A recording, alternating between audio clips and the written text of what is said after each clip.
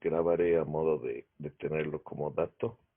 Entonces, Ademar Calcina presente. Álvaro Ademir Churacusi. Presente, doctor.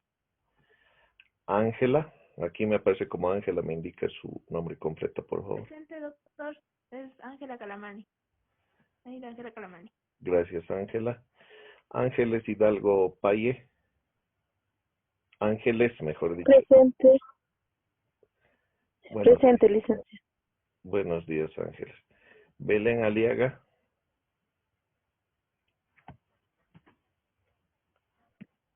Presente, licenciado. Muy bien, bienvenida. Brian Mamani. Presente, doctor. Buenos días. Camila López.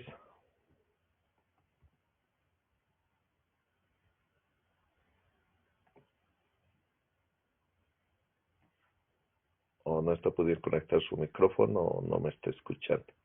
Carla Cordero Linares. Presente, licenciado. Bienvenida. Carla Cordero Linares. Ya les respondí. Sí, me respondiste. Perfecto. Carla Machicado. Presente, doctor. Selena Mamani. Presente. Cristian Calle. Presente, doctor.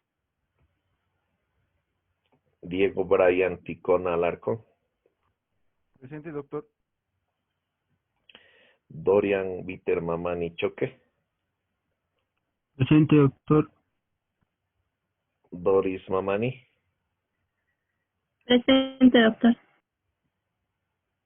Elvira Mamani Motiño. Presente, doctor. Esteban Ramos.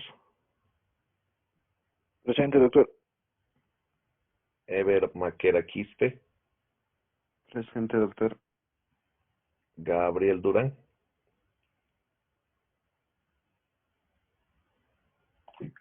Presente, doctor.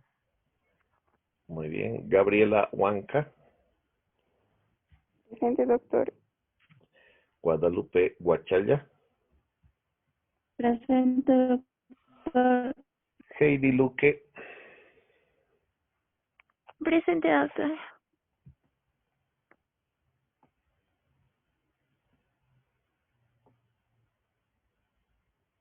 Isaías Cocarico. Presente, doctor. Janet.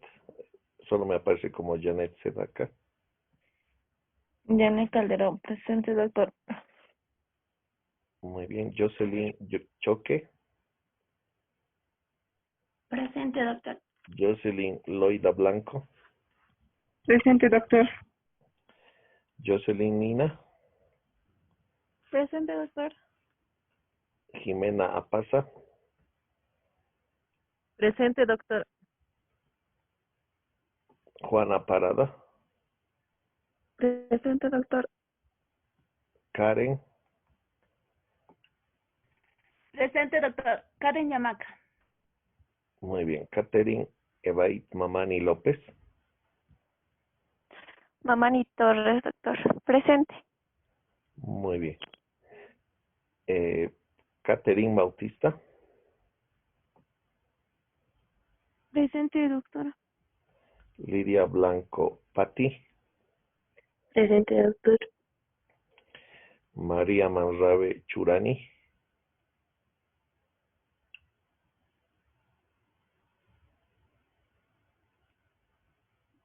Presente, doctor.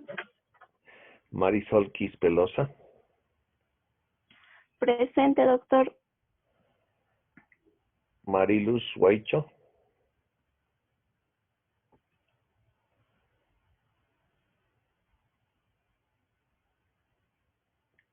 Creo que no puede conectar. Mayerly Huanca pasa mientras. Presente, doctor. Noelia López. Presente, doctor.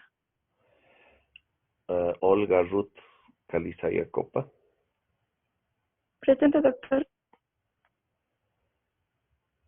Patricia Mamani Choque, Presente, doctor. Rocío Mollo,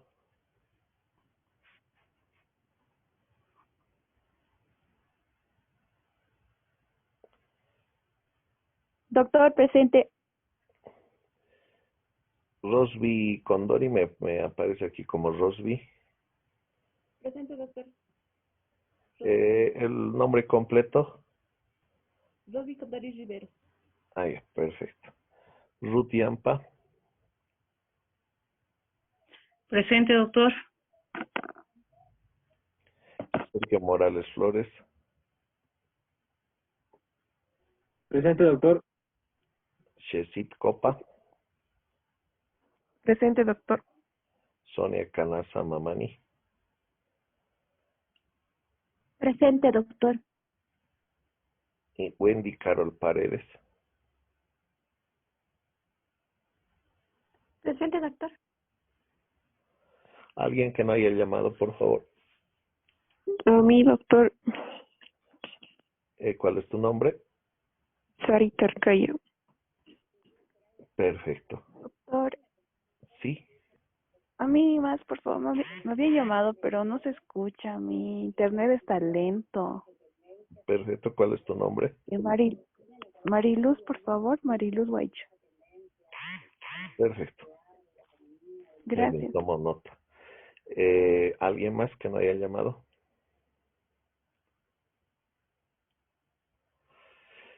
Perfecto, por lo que todos me dicen que hay dificultades de entrar a la plataforma, por eso para que quede sentado y que los que recién han llegado, hoy día no vamos a tomar el examen, vamos a avanzar materia normal. Tengo un problema con la presentación que no la encuentro, no está aquí en mi archivo y voy a buscarla, sino en otro equipo quizás. Tengo una red de equipos porque si no, sin eso no podría compensar, digamos, si uno falla. Entonces, eso por favor, unos 5 a 10 minutitos denme, voy a proyectar y les vuelvo a enviar la invitación. Entonces, hoy día solo avanzamos materia, no vamos a dar la prueba por si acaso para que todos estén enterados, ¿no? Muy bien, pero antes de cortar y volver a enviar el enlace, quisiera saber, ¿hoy día se ha puesto así la plataforma de que no pueden entrar a nada? O ayer, digamos, hasta ayer, podían comunicarse? Solo desde hoy. Doctor, hoy día nomás, ni yo puedo ingresar, doctor. Sí, era desde hoy. Ah, ya, muy bien. Entonces, bien que no, bueno, por otros motivos yo estoy suspendiendo la cuestión, pero bien que no lo estamos haciendo porque sin ingresar a la plataforma no se puede. Como digo, debe ser por la saturación, como esta semana se está tomando evaluaciones, debe haber muchos problemas.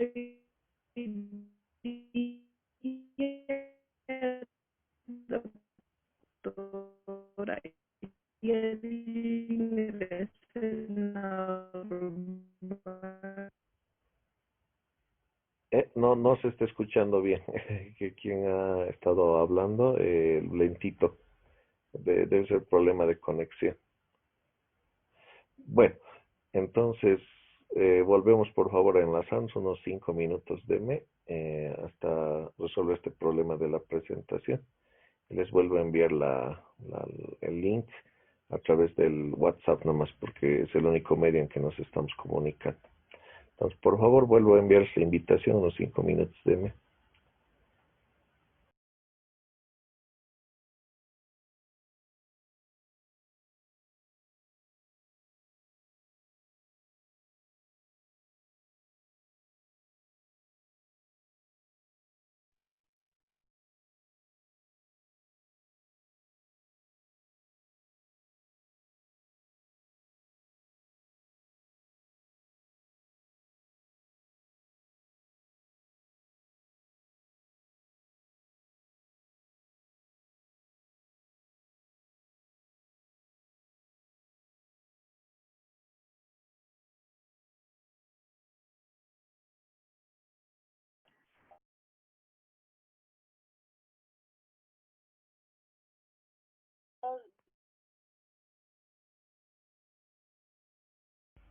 Bueno, que vayan sumándose nomás las personas, voy a ir avanzando para ganar tiempito. Eh, bueno, he tenido algunos problemas con esta presentación, yo ya la había modificado, pero no han salido algunas imágenes, así que en la versión que espero se suba a la plataforma esté un poco mejor, pero vamos avanzando de todos modos, ¿no? Irrigación y drenaje del miembro inferior. Voy a irme a miembro inferior y en la siguiente clase vamos a repasar toda la parte torácica y abdominal.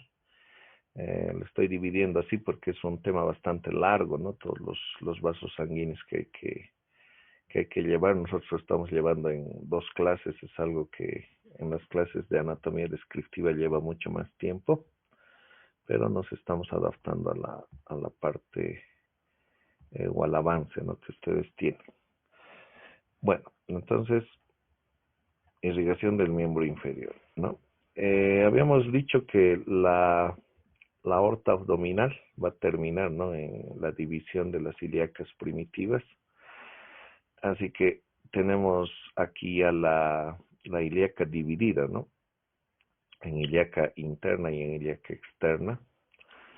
Sobre todo la interna es la que nos interesa más. La externa va a tener dos ramas, ¿no? Perdón, sigo admitiendo invitados a la reunión.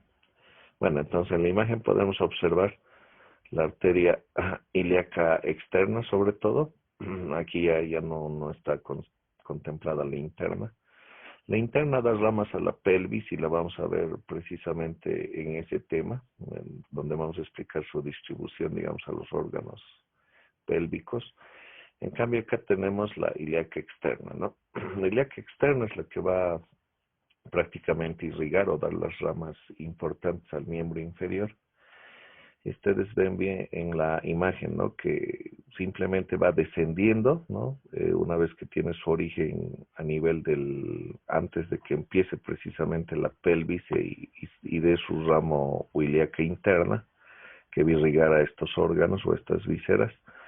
Esta ilíaca externa va a seguir a través del hueso ilíaco un poco apoyado, ¿no?, en su surco, en su eminencia interna, la eminencia ilíaca interna, y va a ir, ¿no?, dirigiéndose un poco hacia adelante y primero en un trayecto curvo, ¿no?, de atrás hacia adelante y un poco hacia afuera, lateralmente, diríamos en la terminología moderna, y a través de la escotadura, ¿no?, que va a anteceder o que se encuentra encima del acetábulo, que es una formación que recibe la articulación de la cadera, va a seguir su trayecto, ¿no? Luego, precisamente por delante del acetábulo, va a seguir recto, va a descender casi verticalmente y va a estar o va a encontrarse, ¿no?, o va a seguir su trayecto a través de la región de los músculos, sobre todo los que se encuentran en la región posterior del muslo, ¿no? Bueno, vamos nominando entonces o leyendo las respectivas colaterales, ¿no? La ilíaca externa va a dar, la arteria se va a convertir, ¿no?, cuando pasa este accidente o pasa el ligamento inguinal, que es este.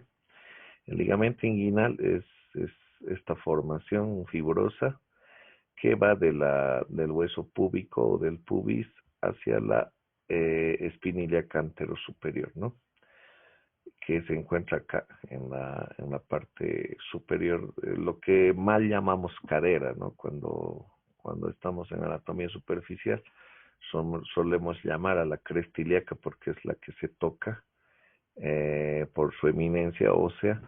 Solemos llamarle mal cadera. La cadera es esta articulación, ¿no?, la coxofemoral, pero la superficie del hueso que generalmente resalta, ¿no?, en la piel es el hueso ilíaco. Entonces, la mal llamada cadera, hay una eminencia ósea y una espina, ¿no? La espina ilíaca anterosuperior es la que más se palpa y de ahí hacia el hueso púbico o hacia la entrepierna, si habláramos de anatomía superficial, vamos a encontrar este ligamento, ¿no? Este ligamento hace que se divida o que cambie de nombre la arteria, ¿no? De arteria ilíaca externa, que era hasta acá, una vez que atraviesa el ligamento inguinal, se va a convertir en la arteria femoral. Entonces, muy importante, están observando que los accidentes óseos y los ligamentos, en el caso del miembro superior, cambiaban, ¿no? De arteria subclavia a arteria axilar, finalmente arteria humeral o braquial. Y en este caso estamos viendo que también es el mismo vaso, ¿no? Solo que cambia de denominación según va pasando ciertos accidentes. Entonces, volviendo a repetir, ¿no? La arteria ilíaca externa se llama antes de pasar el ligamento inguinal, y una vez que pasa el ligamento inguinal se llama arteria femoral, ¿no?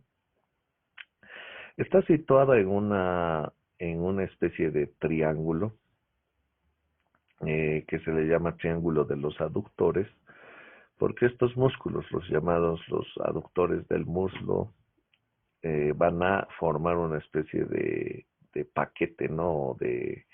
O de contenido en el que se va a deslizar esta arteria, por eso se le llama triángulo femoral. Y cuando pasa la parte inferior, ¿no? Que se llama me imagino que lo han llevado más en la parte muscular, ojalá sea así. De todos modos voy a explicar según sea necesario los accidentes anatómicos. Hay un hueco que se llama el anillo del tercer aductor, ¿no? Que es el último en realidad. Cuando pase hacia la parte posterior, voy a adelantar un poco la imagen, ¿no? A esta parte. Cuando pase el anillo del tercer aductor en esta parte inferior, se va a ir a ser más posterior la arteria y va a cambiar al nombre de poplitea, ¿no? Entonces ya tenemos 3 accidentes, ¿no? Voy a aprovechar el gráfico para volver a describir ambos. Arteria ilíaca externa antes del ligamento inguinal, arteria femoral después del ligamento inguinal, y después del anillo del tercer aductor tenemos una arteria que se llama poplitea, ¿no? La arteria poplitea es la que se encuentra en la parte posterior de la rodilla, ¿no? O también podríamos decir en el pliegue de la rodilla, en el pliegue o hueco que forma la articulación de la rodilla por su parte posterior. Entonces creo que eso está bastante bien entendido. Entonces vamos a ir describiendo algunas colaterales, para eso nos va a servir la respectiva ayuda a memoria que tenemos acá en las diapositivas. Tenemos entonces, sí, ¿alguien quería hacer alguna participación? Sí, doctor, perdón. ¿Cómo se llama la arteria antes del cambio de nombre de la arteria femoral? Antes del ligamento inguinal. Se llama ilíaca externa. Ilíaca externa. Sí, correcto. Hola.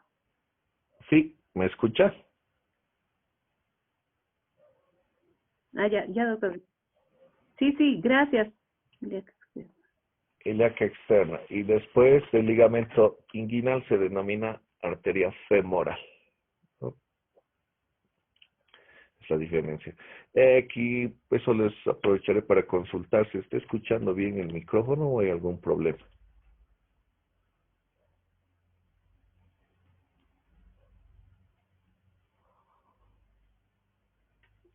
Aquí en Viecha en algún momento nada más, pero se escucha nomás. Bien. Bueno, de manos libres, ¿se escucha mejor o está peor que antes?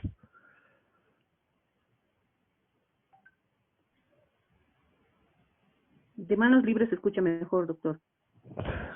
Perfecto, entonces voy a continuar con este micrófono.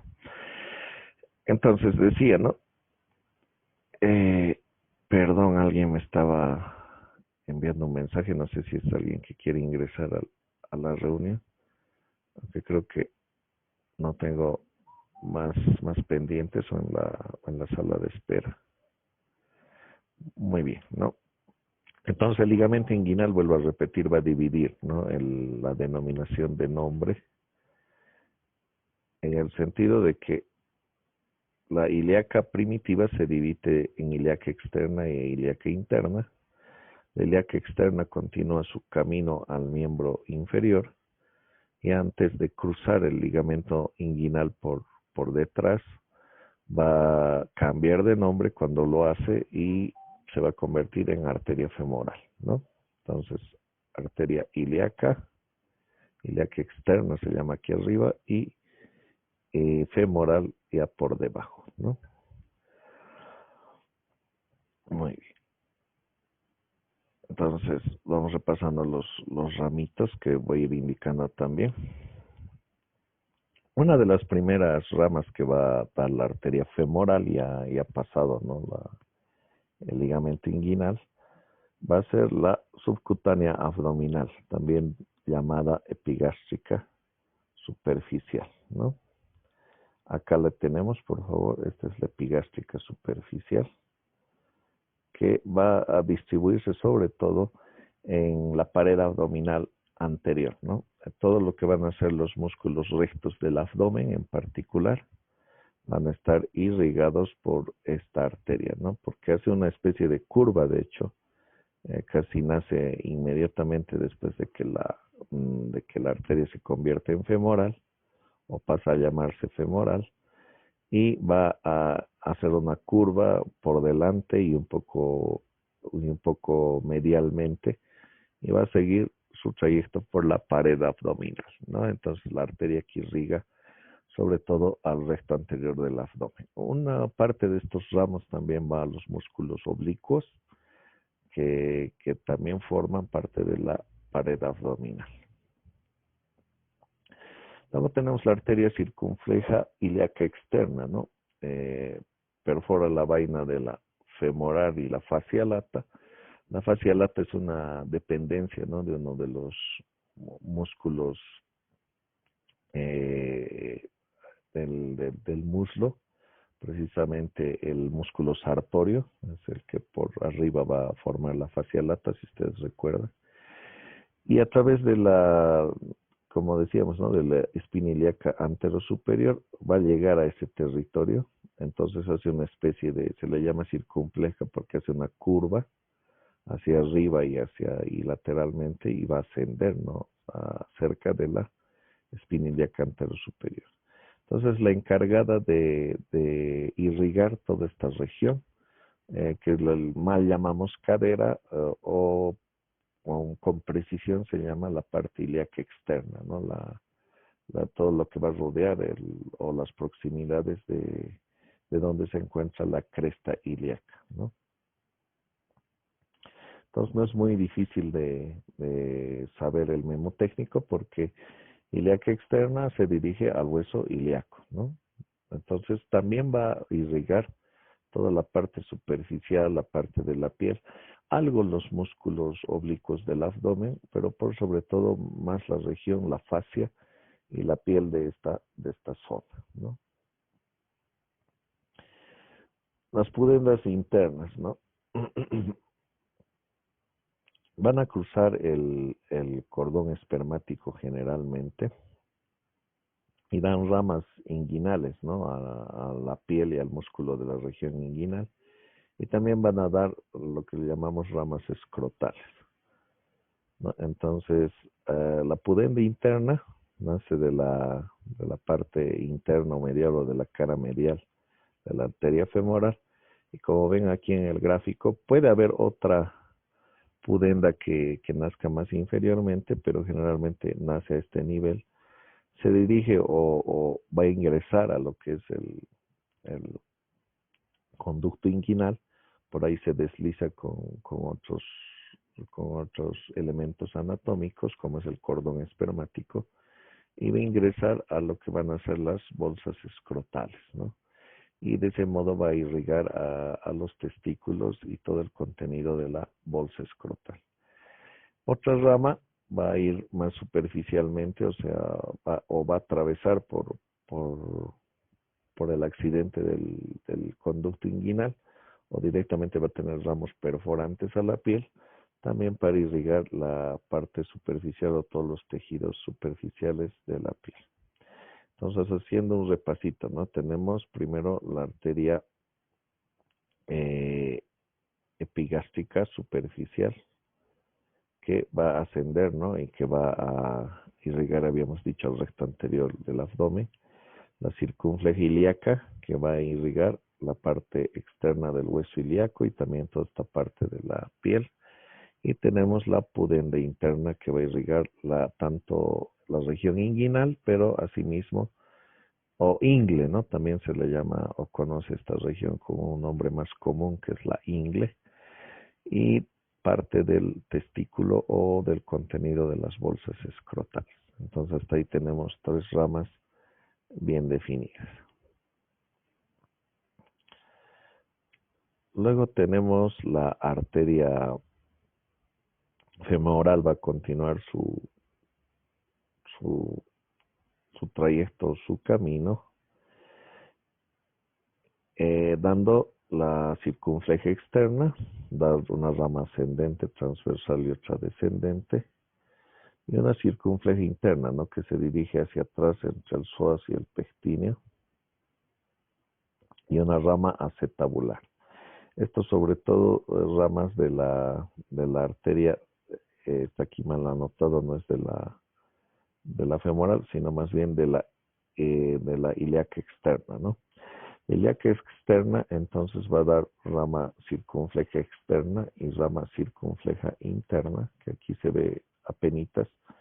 La circunfleja interna es una de las más importantes porque va a ir a irrigar lo que es el músculo psoas, sobre todo cuando uno hace ingresos, ¿no? Quirúrgicos a la región del riñón, a la región perirenal, o también a la parte de la transcavidad, lo que llamamos de los epiplones, cuando se está operando sobre todo páncreas, se encuentra con ramos de la circunfleja interna, ¿no? Que es importante evitar para evitar grandes hemorragias. Entonces, la circunfleja interna va a ir sobre todo a la región del psoas, el músculo psoas, y la circunfleja externa va a irrigar toda la parte interna o medial de lo que va a significar el hueso ilíaco, ilíaco por dentro, ¿no? Muy bien. También van a dar muchos ramos musculares, ¿no? Sobre todo las ilíacas externas internas. Suelen formar una anastomosis que se le denomina cruciforme por la forma que adquiere. Y en esta región, sobre todo voy a pasar a mostrar el gráfico para que se vea. A lo largo de todo el trayecto, digamos, que va a formar la femoral, va a dividirse, ¿no? Y apenas sale o ya supera, digamos, la articulación coxofemoral o por delante del acetábulo, se va a dividir y va a dar lugar a la arteria femoral, ¿no? Femoral profunda, que le llamamos femoral profunda. Esta arteria femoral profunda va a ir sobre todo a la región posterior de los aductores y va a dar estas ramas que se llaman perforantes a los músculos de la región, ¿no? A su vez, también va a dar una arteria que se denomina circunfleja, que va a rodear a la cabeza o al tercio superior del fémur, ¿no?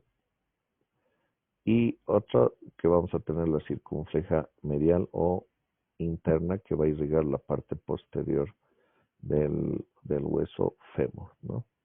Entonces la cabeza del fémur o el tercio superior del fémur va a estar rodeada, ¿no? por dos ramas de la arteria femoral profunda, que van a ser la circunfleja externa o lateral y la circunfleja interna o medial, ¿no? Asimismo hay una rama ascendente también que se divide de este tronquito, ¿no? Que va hacia arriba y que va a irrigar la parte superior del muslo, ¿no? Muy distinto a la arteria inguinal. Y asimismo vemos también que da una rama descendente que se va a insinuar, va a cruzar por delante al hueso fémur y se va a dirigir hacia abajo, ¿no?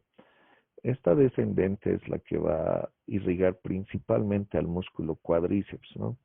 Si ustedes recuerdan, el músculo cuádriceps es el que se encuentra en la parte anterior del muslo, es uno de los músculos extensores de la rodilla más poderosos, de hecho que es el músculo que va a hacer que, debido a su actividad, que exista o que se forme la rótula de la rodilla, porque se debe entender que la rótula no es más que un hueso sesamoideo y que por eso cuando nacemos no existe, no está ahí en la región anterior de la rodilla, pero a medida que vamos creciendo, ¿no? Sobre todo cuando ya empezamos a caminar, se va desarrollando este hueso sesamoideo, que es el único constante de todo el cuerpo, que es la rótula, debido a las acciones de este músculo, ¿no? Entonces este músculo va a estar irrigado sobre todo por la descendente y también va a tener ramos que vienen de la arteria femoral, ¿no?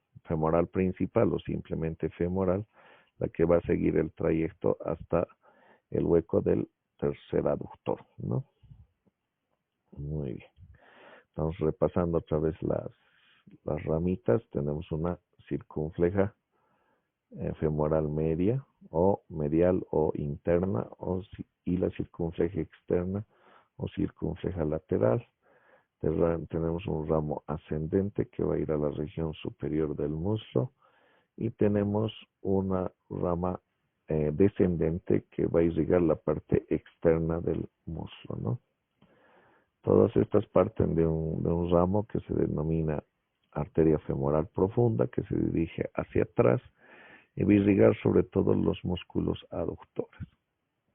Entonces, podemos observar que en el miembro superior y el miembro inferior, como habíamos visto en la anterior clase, la mayoría de las arterias se encarga de irrigar, ¿no? A los músculos principalmente. Tiene que tomarse en cuenta que en el miembro superior e inferior, más que todo, existen solo tejido articular, óseo y muscular, y por lo tanto no hablamos de ramas viscerales de ningún tipo, ¿no? Entonces, por eso estas dos partes, los miembros, es más sencillo de explicar en cuestiones de irrigación que el resto de arterias, ¿no? Muy bien. Estamos haciendo algunas notitas, ¿no? La arteria anastomática magna, ¿no? Que se le llama genicular descendente, nace inmediatamente antes de la terminación de la arteria femoral. Se divide en rama safena, que acompaña al nervio safeno interno hasta la rodilla, y rama articular. Ahorita vamos a ver cuál es la anastomática magna, ¿no? Aquí justo tenemos una arteria descendente de la rodilla, ¿no? Y esta descendente va a formar de la rodilla, va a tener una ramita articular y una rama safena. La safena se une al nervio, como indica el texto, y va a tener casi el mismo trayecto que este nervio. También va a tener como satélite una vena, que se le llama también vena safena, en este caso interna, va a seguir el mismo trayecto. Y una rama articular, ¿no? Que se va a anastomosar con una serie de ramitos de otras arterias, tanto de la poplitea como también una parte ramos de la femoral externa, que van a hacer que una anastomosis, aquí podemos verla en el gráfico que va por detrás, ¿no? Una anastomosis detrás. También hacen anastomosis por delante y de este modo rodean perfectamente toda la articulación de la rodilla. ¿Por qué existe tanta irrigación de esta articulación? Normalmente la mayoría de las articulaciones tienen una buena irrigación, pero debe entenderse que el de la rodilla tiene un especial caso, ¿no? Es una articulación que aparte de ser móvil, tiene que soportar todo el peso del cuerpo y entonces los cartílagos que se encuentran en la articulación de la rodilla, entre la parte inferior del fémur y la cabeza tibial o tercio superior tibial, tienen que estar bien irrigados, ¿no? Bien alimentados, aparte de que el líquido sinovial que se encuentra dentro de esta articulación, dentro de la cápsula articular, va, va a tener constante progreso o constante producción de este líquido para que haya una buena lubricación. Se entiende entonces que en el caso de practicar deportes como el fútbol, sobre todo, las constantes lesiones a esta rodilla, ¿no? Por las acciones del juego que son bastante violentas, ¿no? Porque hay choques a gran velocidad con otros jugadores, van a deteriorar todo este sistema arterial. Pese a todo, estas arterias tratan de compensar mediante todas estas anastomosis alrededor de la rodilla que no haya fallas de irrigación, ¿no? Pero en algún momento que tanto lesionar esta zona que se ve sometida a mucha presión, puede fallar y el corte o la lesión en uno de estos circuitos arteriales va a hacer también que la misma articulación falle y que no pueda nutrirse adecuadamente y no pueda recuperarse. Cuando hablamos de patologías ya por la edad, ¿no? Por la tercera edad sobre todo, tenemos que hablar que esta región o esta articulación de la rodilla también va a sufrir distintos problemas, ¿no? La falta de musculatura o ejercicio sobre todo, ya en la tercera edad va a producir una fácil progresión de lo que llamamos artrosis, ¿no? Degeneración articular, también por problemas vasculares. Entonces es muy importante esta irrigación desde el punto de vista patológico y desde el punto de vista funcional para que la rodilla se encuentre en sus óptimas condiciones. Como se verá por la cantidad de vasos que recibe, va a ser una de las articulaciones más importantes de la economía del cuerpo, ¿no? Bueno, eh, voy mencionando algunos ramitos que tenemos en el, en el gráfico. Entonces, ¿no? La arteria femoral, una vez que cruza el anillo del tercer aductor, se convierte en arteria poplitea, ¿no? Que va a ir por detrás de la parte de la rodilla. Sin embargo, hay entrecruces o generación de otros vasos alrededor, precisamente, o que nacen de las anastomosis de los vasos descendentes en la rodilla. Luego tenemos la arteria superior lateral, ¿no? Y una se llama lateral o externa y otra arteria superior medial o interna de la rodilla. Aquí vemos la interna y aquí vemos la externa, ¿no?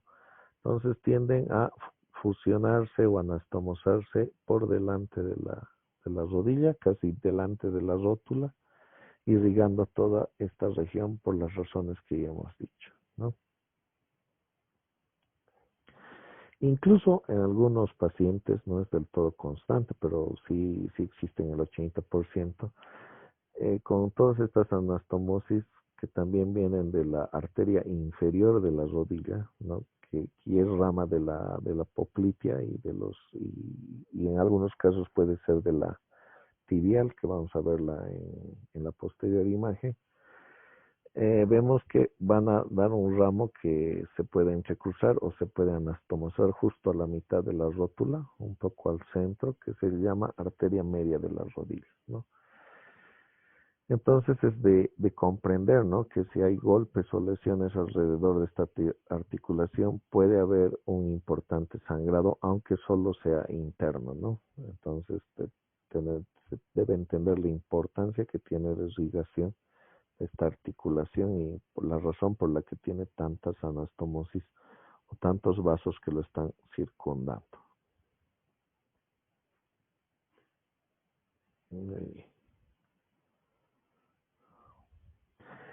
La arteria poplitea se desliza por la fosa del mismo nombre, que se denomina fosa poplitea, queda por detrás la región o articulación de la rodilla, se aplica la superficie poplitea del fémur y va a estar separada, ¿no?, de este hueso por medio de un tejido graso. En la parte posterior de la rodilla existe entonces una especie de colchón graso, vamos a decirle, que nos va a permitir que este vaso se deslice cuando haya movimientos, o sea que no está pegado al hueso, no hay tejido fibroso entre el hueso y la arteria, que es lo que ocurre con la mayoría de las arterias que se deslizan por accidentes óseos, ¿no?, que están aseguradas para que no se deslicen, pero en este caso estamos en una articulación muy móvil.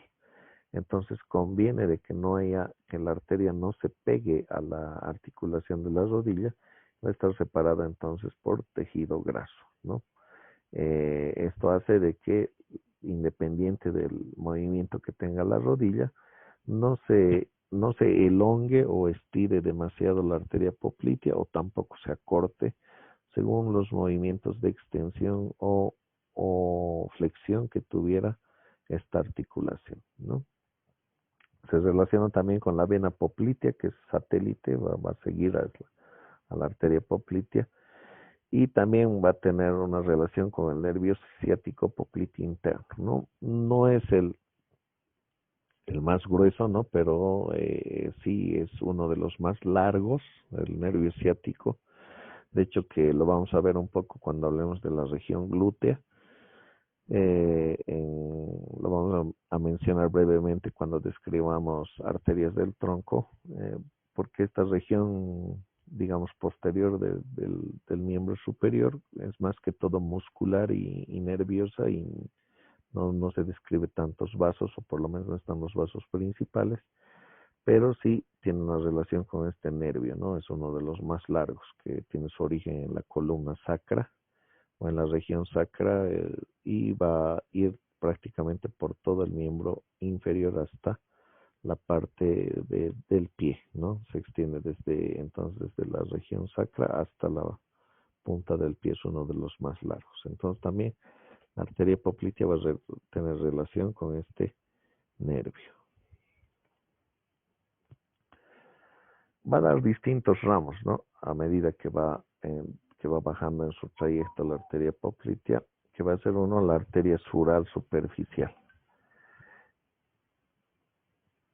Hay una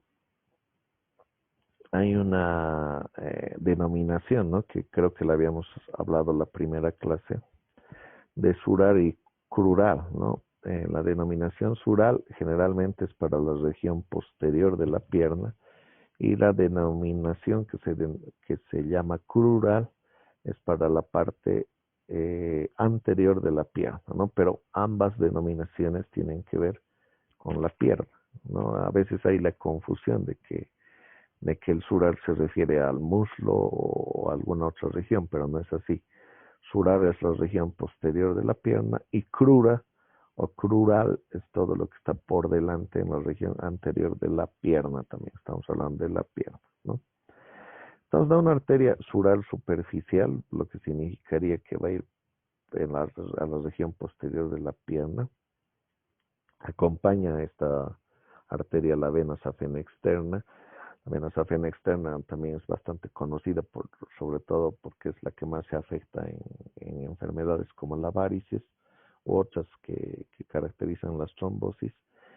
La arteria de los gemelos o arterias surales propiamente dichas, que va a irrigar a estos músculos, y 5 ramas geniculares, ¿no? Habíamos dicho las ramas genianas o de la rodilla superiores y las inferiores, tanto sus ramas interna y externa, y habíamos visto que da una anastomosis media, ¿no? Entonces, estas arterias que hemos visto en la anterior imagen, en esta, corresponden todas a ramas de la poplitea, ¿no?, que va a irrigar entonces a la rodilla o a la rótula por la parte anterior, pero con ramos que vienen de la arteria poplitea, que se encuentra detrás, ¿no?, en la región posterior de la rodilla. Muy bien. La arteria poplitea a su vez va a tener ramas terminales, ¿no?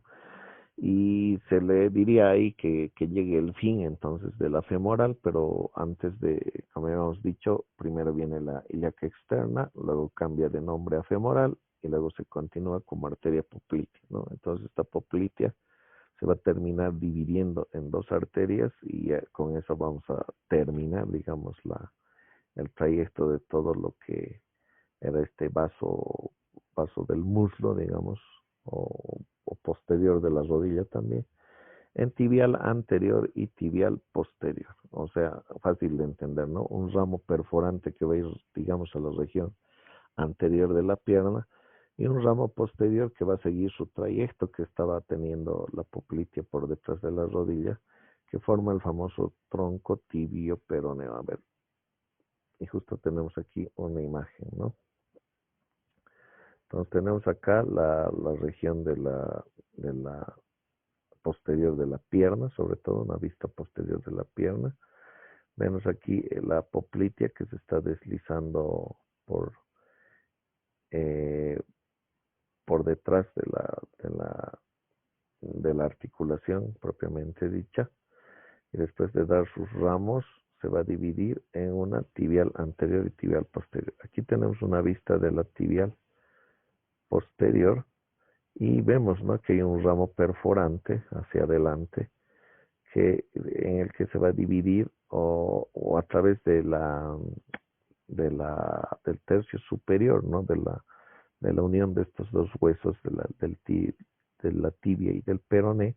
Hay un hueco, si ustedes se acuerdan, las articulaciones o los huesos de la pierna.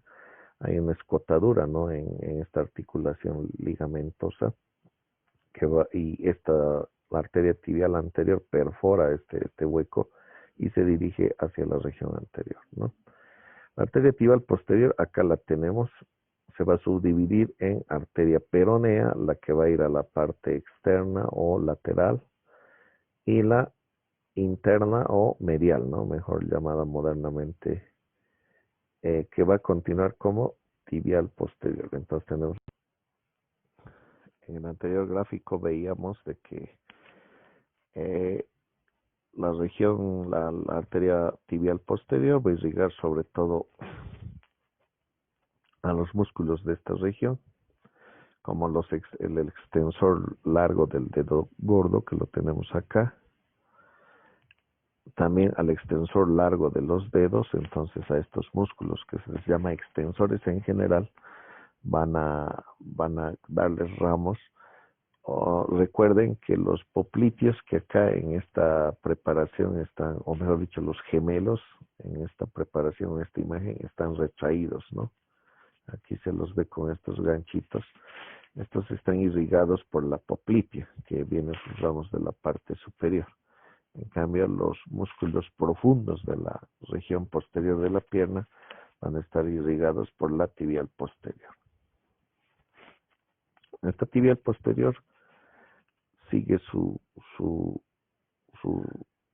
trayecto hasta irse incluso por la parte, por la curva, ¿no?, que es el maleolo interno, y situarse en la parte plantar, ¿no? Entonces va a llegar a formar lo que se denomina como arteria plantar, ¿no? Muy bien, un ratito. Por favor, están entrando todavía más personas a la reunión.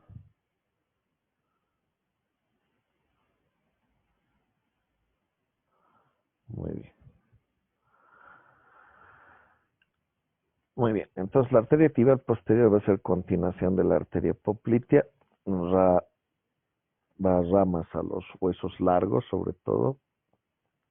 Por delante se va a relacionar con el músculo tibial posterior y el músculo flexores, sobre todo con los flexores de los dedos. Por atrás con la fascia transversa de la pierna y por intermedio de esta con los músculos sóleos o gemelos. Y su división va a tener dos ramas terminales, ¿no?, las arterias plantar interna y externa.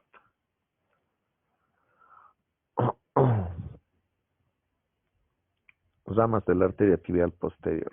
O va a dar una rama circunfleja que rodea sobre todo el cuello del peroné, de este hueso, y una arteria peronea propiamente dicha. Suele tener casi el mismo grosor o calibre que el tibial posterior y va a ser de hecho su dirección paralelo al mismo. Se origina en el borde inferior del músculo popliteo, desciende por la cresta interna del peroné y luego por la membrana interósea. Bueno, recuerden que esta membrana o ligamento es el que une ambos huesos, ¿no? A la tibia y el peroné, y pasa por detrás del maleolo externo, o sea que se va a dirigir a la parte externa. En todo lo largo de su trayecto, la tibial posterior da ramos musculares, ¿no? A la nutricia del peroné, a la rama comunicante al tibial posterior, unas ramas perforantes a todos los músculos de la región y arterias maleolares externas, ¿no? Finalmente hay dos ramas que hay que hablar. Por un lado, la rama maleolar externa, que está dada por o que se encuentra en el maleolo interno o en la parte maleolar interna, y las ramas terminales se van a encontrar ya en la planta del pie. Vamos a verlo en la imagen para que se pueda comprender y volverlo a hablar de manera más didáctica, ¿no? Entonces aquí tenemos la arteria tibial posterior, una rama peronea, ¿no? Que se dirige hacia afuera, decíamos, hacia la región posterior de este hueso. Tenemos también una rama que sigue incluso el trayecto, ¿no? Satélite o va a acompañarse con el nervio tibial posterior. Entonces la arteria tibial posterior sigue. Juntos, de hecho, van a ir por la parte posterior del maleolo interno. Van a estar por detrás de este accidente óseo y van a cruzar de este modo, ¿no? De la pierna hacia la planta del pie. Van a rodear entonces y llegar finalmente a la planta del pie para dar estos ramos plantares. En cambio, la arteria peronea, que era la que sigue, ¿no? El trayecto va por el otro lado, ¿no? Por la parte externa de la región posterior de la pierna y finalmente va a dar las ramas maleolares externas. Entonces se van a estomosar con las ramas maleolares externas, que muchas dependen más que todo del tibial anterior, ¿no? De la arteria que está por delante. Entonces, lo que quiero que se acuerden acá, como digo, no es una clase de anatomía netamente descriptiva, así que no les voy a preguntar el ramo de la rama, o sea, a tanto detalle, ¿no? Pero sí, por lo menos, el ramo peroneo, que aquí se está viendo perfectamente, y las ramas tibiales posteriores, ¿no? Que acompaña el tibial posterior. De hecho que este acompañamiento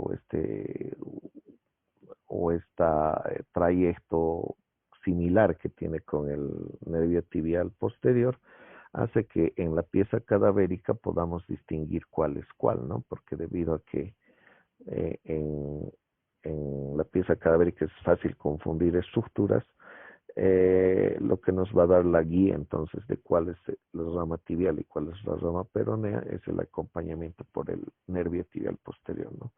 Si junto está el nervio, entonces estamos hablando del tibial, de la arteria tibial posterior. Si no está acompañada del nervio, entonces es la rama peronea terminal también de la arteria poplitea, ¿no? Como habíamos dicho. Muy bien. Entonces llega a la planta del pie y va a formar dos arterias, ¿no? La plantar interna y la plantar externa. La arteria plantar interna va a estar cubierta, ¿no? Por el ligamento anular interno. El ligamento anular interno, por si acaso, es una formación que, como indica su nombre, tiene la forma de un anillo, por eso lo de anular, y va a rodear al tobillo prácticamente, ¿no? A lo que conocemos comúnmente como tobillo, y es una especie de anillo fibroso que sostiene o que ayuda a sujetar sobre todo los trayectos de los músculos extensores de la planta, ¿no? O flexores de la planta, mejor dicho. Y junto con ellos se va a deslizar también los vasos sanguíneos que van a nutrir estos grupos musculares, ¿no? Queda entre el músculo del aductor del dedo gordo y del músculo flexor corto, ¿no? Vamos a ver en la imagen posterior que casi siguiendo el trayecto, como si se dirigiera al primer espacio entre el dedo gordo del pie y el resto de dedos gordos, es que va a continuar su trayecto, ¿no? Va a tener dos ramos, uno superficial que riega el lado interno del pie, del dedo gordo o el que está más al lado, toda esta región que va a pertenecer al dedo gordo, la región interna de la planta, y tres ramas profundas, ¿no? Que se van a anastomosar o unir con las ramas que provienen de la arteria plantar interna. Voy a mostrar el gráfico para que se pueda ver y me entiendan lo que he dicho en teoría. Aquí tenemos, ¿no? La plantar interna, que se va a su vez fusionar o anastomosar, siempre decimos anastomosar con la plantar externa o lateral. Y pueden ver que en esta fusión o en este hecho de anastomosarse, van a dar los ramos podríamos decir interdigitales, intertarsianos sería lo más correcto. Y vemos que una gran parte, sobre todo de las metatarsianas plantares, van a ser ramas dependientes de la anastomosis o de la unión de la plantar interna y de la plantar externa, ¿no? Entonces, esta anastomosis es la que va a dar lugar a todas las arterias que van a irrigar los metatarsos y posteriormente los dedos del pie. Luego tenemos la arteria pedia. Es una arteria muy común y quizás la más fácil de encontrar en el dorso del pie. El dorso también es llamado comúnmente empeine, ¿no? En la parte superior del pie, en el que vamos a tener esta arteria que proviene de la tibial anterior, es continuación de esta arteria. Vamos a verlo en la parte gráfica para tener una mayor referencia. Como ustedes pueden observar, se dirige directamente, ¿no? Más o menos nace en la terminación entonces de la tibial anterior y luego va a seguir un trayecto que coincide por el lado interno de todo lo que va a ser el dedo gordo o el primer metatarso también, y por lo tanto dirigido un poco a la parte interna del empeine o del dorso del pie, y va a ir hasta el primer espacio o parte interna del dedo gordo del pie, ¿no? Entonces, más o menos en este trayecto es que va a seguir o va a surcar o va a transcurrir esta arteria, dando todos sus ramos correspondientes, ¿no? Al final tiene una anastomosis o una serie de ramos que se van a anastomosar con la arteria tarsiana lateral. Bueno, vamos describiendo entonces sus ramitos. Va a dar una rama tarsiana medial o interna, pero vamos a preferir usar los términos de medial y lateral, y una rama tarsiana lateral, ¿no? La tarsiana lateral va hacia la parte externa y al final se van a anastomosar con ramos inferiores de la misma pedia, ¿no? La rama tarsiana medial va hacia la parte interna y se van a anastomosar con los ramos, por ejemplo, de la tibial posterior que están irrigando también la parte interna o malleolo interno del pie. Después habíamos dicho, posteriormente da una rama anastomótica en la parte inferior y va a tener incluso una conexión mediante esta arteria que se llama la plantar profunda, que va a ir a anastomosarse con los ramos de la plantar interna y formar así una serie de red anastomótica arterial en todo el metatarso para dar lugar posteriormente a los huesos, o mejor dicho, a las arterias interdigitales, ¿no? Que van a ir al metatarso primeramente, como vemos aquí, van a estar incluso entre los músculos metatarsianos y finalmente se van a dividir en ramos externos e internos correspondientes de los dedos del pie, ¿no? Entonces, ¿cuál es la importancia de la arteria pedia? Por lo menos para nosotros los clínicos es importante tomar el pulso de la arteria pedia, como está apoyada en todo lo que va a ser el tarso y el metatarso, tiene una superficie dura, ¿no? Que es posterior y que permite, de hecho, sentir el pulso en estas arterias, nos puede permitir una comparación entre pie y pie, sobre todo para saber cómo está la irrigación periférica, ¿no? Y mediante eso prevenir algunos estados como de shock en los que la irrigación puede estar fallando, ¿no? Sobre todo a nivel periférico. Muy bien. Voy a terminar con esto, por favor. Un poco corto y estado de clase por las dificultades que tengo con el material. Pero yo creo que pese a todo, la parte linfática y del sistema inmunológico es el que me está preocupando, pero voy a tratar de adelantar por plataforma. Espero que no tengan problemas. De todos modos, cuando yo suba material, como siempre les decía, les voy a notificar. Vamos a hablar al final de esta clase un poco también de esa coordinación para la evaluación, ¿no? que tenemos pendiente. Muy bien. Drenaje del miembro inferior, ¿no? Todas estos vasos van a tener correspondientemente un retorno venoso, ¿no? Hay un retorno venoso de todo el miembro inferior que se va a dar a través que van a comenzar, ¿no? Las venas comienzan en la periferia, ¿no? Las arterias son las que parten desde los vasos centrales y se van a distribuir a la periferia. Las venas, en cambio, van a ir de la parte periférica a la parte central. Entonces tenemos a las venas digitales plantares, que van a tener su origen, como indica su nombre, en los dedos de los pies. Una red venosa plantar que recoge toda la sangre que está en esta región. Las venas interiosas plantares, el arco venoso plantar. Seguimos ascendiendo, vamos a tener las venas plantares interna y externa, y luego van a drenar toda esta sangre en las venas tibiales posteriores. Entonces, como se observa en el cuadrito sinóptico, hay una serie de secuencia de vasos que van aumentando de calibre a medida que va aumentando la suma o los afluentes o la corriente, digamos, de sangre que están reuniendo cada una de las venas. Luego de ahí tenemos a la vena tibial posterior. Una vez formada, va a drenar en la vena tibial anterior, en las venas popliteas,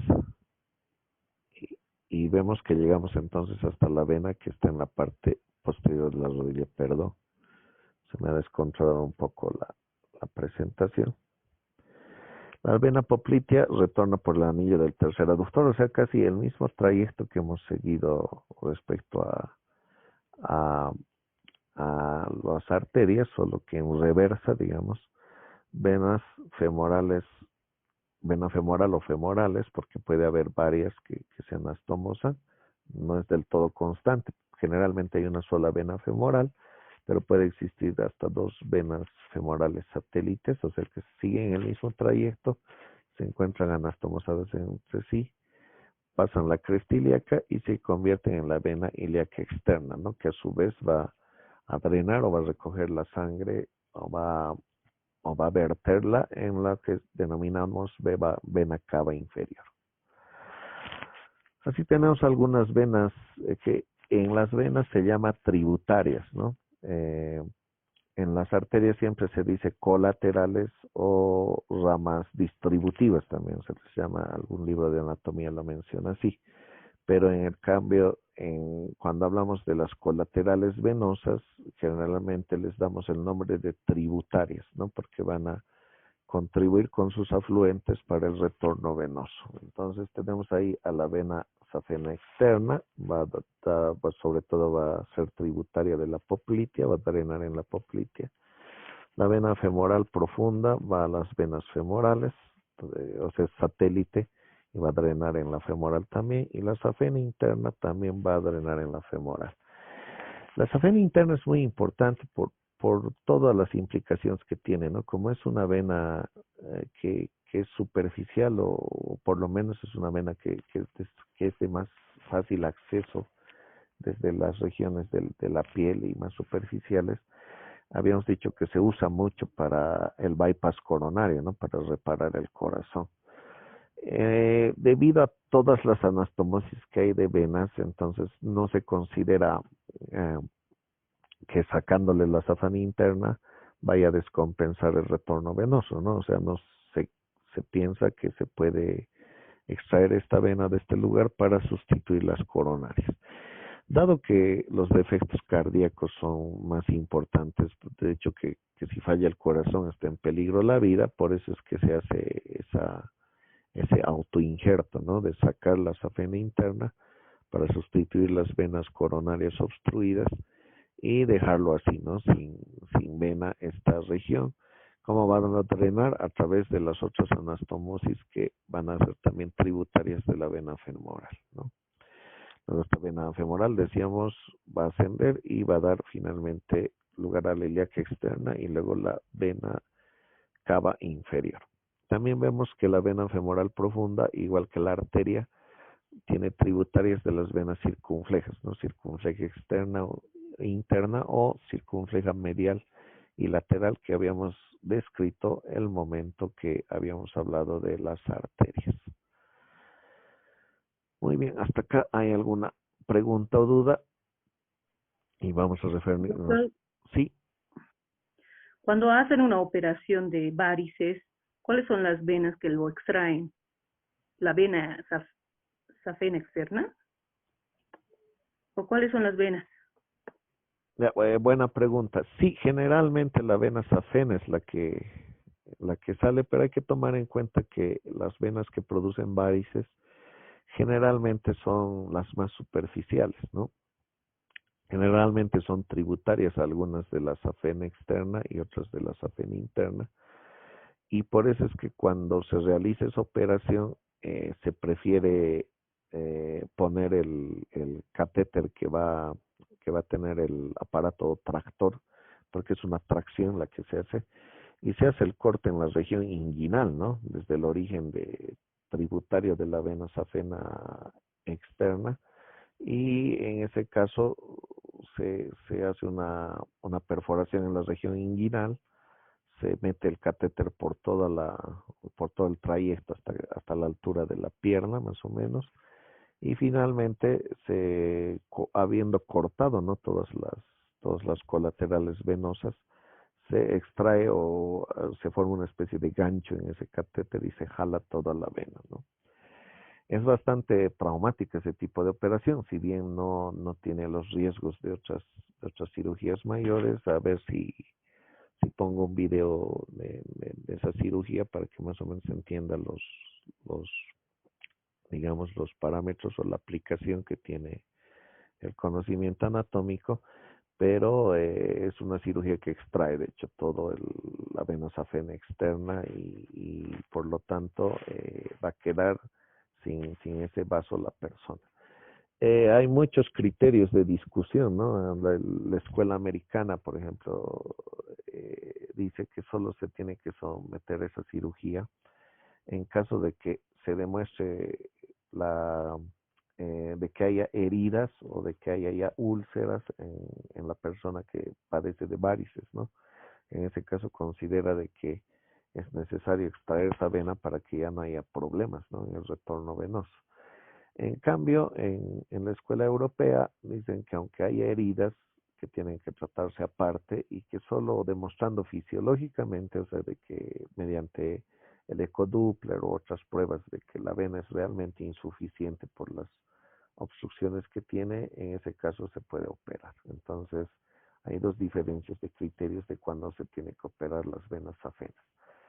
Yo recomendaría, ¿no? El criterio mejor, no tenemos lastimosamente un criterio oficial en Bolivia respecto a cuándo operar, pero lógicamente que tiene que tomarse medidas alternativas a la cirugía hasta que ya no se pueda más, ¿no? O empiece a haber heridas o manifestaciones de insuficiencia venosa y recién someter la cirugía, porque es una operación que si bien no conlleva el riesgo del paciente, pero suele tener complicaciones por la gran cantidad o distancia o mejor dicho, longitud de la vena que se está extrayendo, prácticamente todo el trayecto de la safena externa.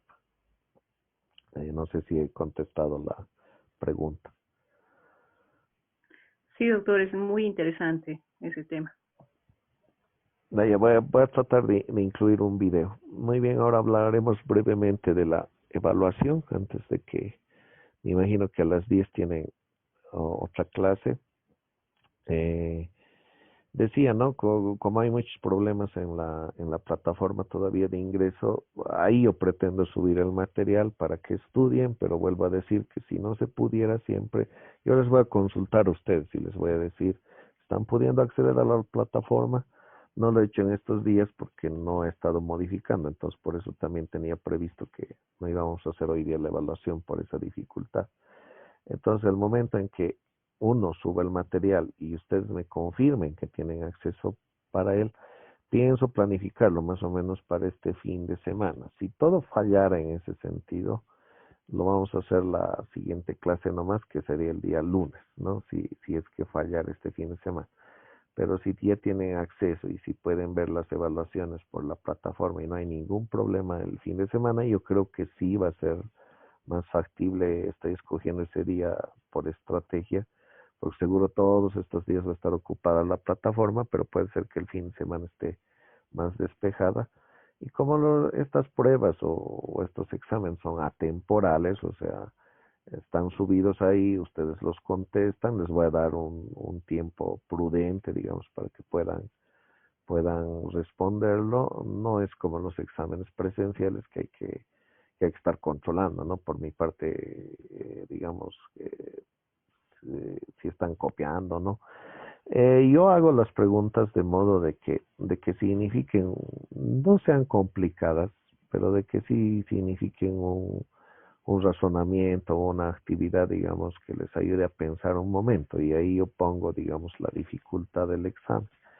Cuestión de que ustedes puedan, o yo sepa mediante esta evaluación que están demostrándome que conocen o que han retenido los conocimientos que se ha dado en las clases, ¿no?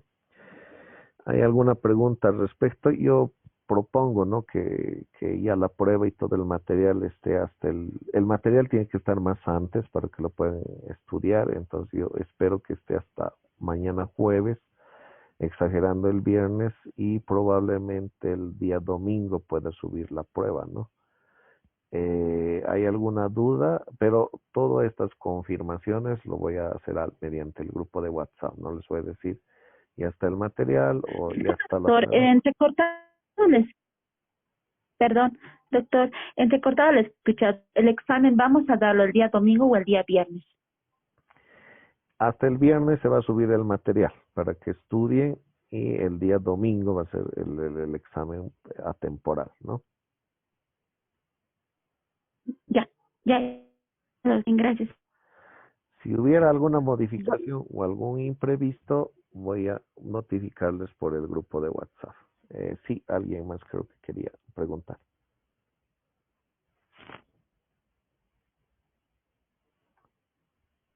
Doctor, ¿a qué hora va a ser el examen? Porque nosotros pasamos clases, bueno, yo paso clases en la mañana, ¿El domingo? el viernes. ¿O qué día va a ser el examen? Dijo, perdón. El domingo estaba planeándolo hacer por los problemas que hay de plataforma. Ese día va a estar más despejado. Hasta el viernes voy a subir el material, no el examen, no, solo el material de estudio. Ay, O sea que no tengan ningún problema. el domingo, ¿a qué hora, doctor? Aproximadamente a las 10 de la mañana lo voy a habilitar, ¿no? Para que puedan acceder al examen. Espero que todo salga bien y que todos puedan acceder al cuestionario. Si hubiera problemas, nos vamos a comunicar también ese día. ¿Y cuánto tiempo vamos a tener para resolverlo? Dependiendo del grado de dificultad de las preguntas, ¿no? Generalmente aprovechando de que estamos por vía virtual, doy, digamos, en el examen generalmente ubicar, digamos, en este caso las arterias o explicar algunas cosas de la función cardíaca que hemos visto. Así que por pregunta yo creo que vamos a dar un espacio de 5 minutos, ¿no? Y dependiendo cuántas preguntas sean, estimo que sean unas 30. 3 por 5 tendríamos más o menos entonces una cantidad de unas 2 horas a 3 horas más o menos va a ser el tiempo, ¿no? Para el examen.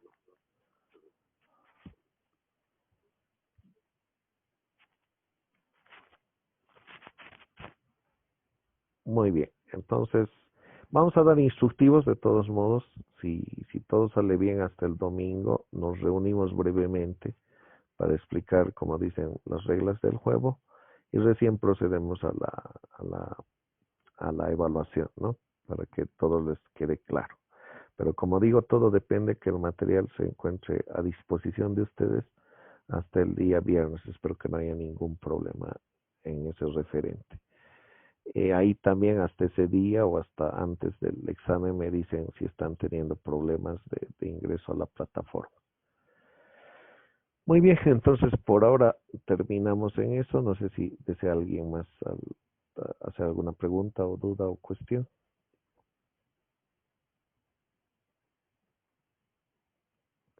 Perfecto, muy bien. Entonces por ahora doy por concluida la reunión. De todos modos, por favor, les he tomado ya lista al principio, pero quisiera que me escriban sus nombres al grupo de WhatsApp para tener una correlación, ¿no? Muy bien, que tengan un buen día y si están teniendo exámenes o evaluaciones en las otras materias, les deseo buena suerte, ¿no? Que tengan una muy buena semana. Hasta la siguiente reunión. Gracias, doctor. Gracias, doctor.